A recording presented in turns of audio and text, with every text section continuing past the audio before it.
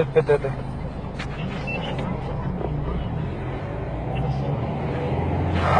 شي على شهر كي داير؟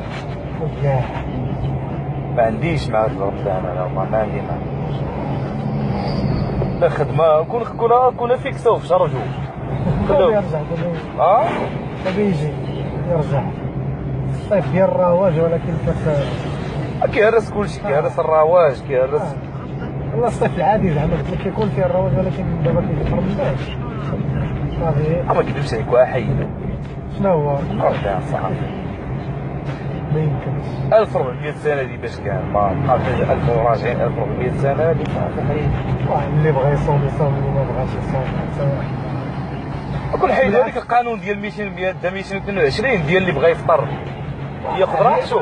واش انت غتخاف مثلا من البازار وفطر الا بغيتي تفطر؟ لا ولكن الا فطرتي يديك البوليس. وعلى انت الا بغيتي تاكل اصلا كتاكل في الزنقه راه تاكل في داركم. وعلاش ما حلوش قهوه؟ كاينين الناس بغا يصوموا ما يمكنش. دابا العقيده ديالو كامله غيتزعزع عليه الا شاف شي واحد كياكل بشي بان. هذاك شغلو هذاك ولكن الناس ما بغاوش الناس في دوله اسلاميه كتمشي لشي دوله اخرى كيفرضوا عليك شحال من حاجه. شنو كيفرضوا عليك؟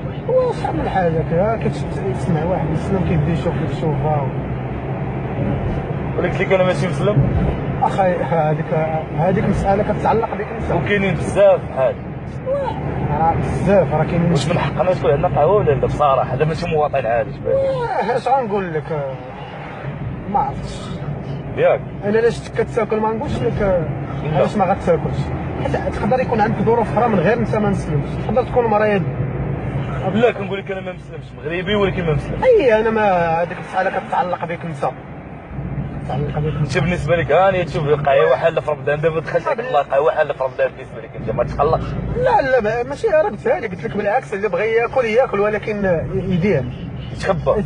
انا في النظر ديالي عادي يبقى البشر يشوف هذه مساله. ولكن تعرف معك ولكن هذا السيد هذا اللي غادي تزعزع عليه العقيده ديالو. لا ماشي لا شاف شي واحد كياكل فين نمشيو هكذا. لا لينا لا ماشي مساله هذاك غيتزعزع عليه. بالعكس هذاك اللي غيتزعزع عليه تجي تقلبو تلقاه هو كيدير الزبايل هو راه صايم وكيشوف وحده عريانه. الله يرحم الوالدين. باش المؤمن كما قلت لك اول حاجه غنشوفك كتاكل غندير حوايج اخرى غنقول هذا السيد ممكن يكون مريض ممكن يكون عنده شي سبب. ماشي غنقول لا هو ما مريض ما والو بعقله يعني على الاقل غادي ندير هذه الاسباب.